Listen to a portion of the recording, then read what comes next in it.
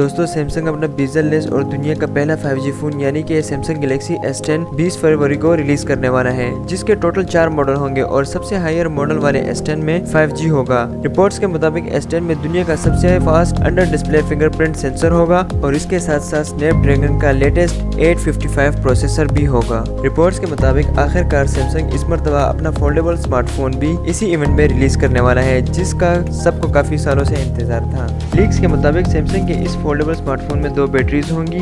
Double batteries का ये concept सुनने में तो बहुत अच्छा लगता है, लेकिन अब देखते हैं सैमसंग वाकई में ऐसा कर पाता है या नहीं। दोस्तों अब बात करते हैं नोकिया की। नोकिया ने भी पुराने नॉच के ट्रेंड को खत्म कर दिया है और इस लीक के मुताबिक नोकिया 8.1 प्लस में नॉच के बजाय पंच होल कैमरा होगा, जो दिखने में काफी इंटरेस्टिंग है। अब तक के लिए इतना ही। अच्छा लगा तो लाइक करें, पसंद आया तो सब्सक्राइब करें।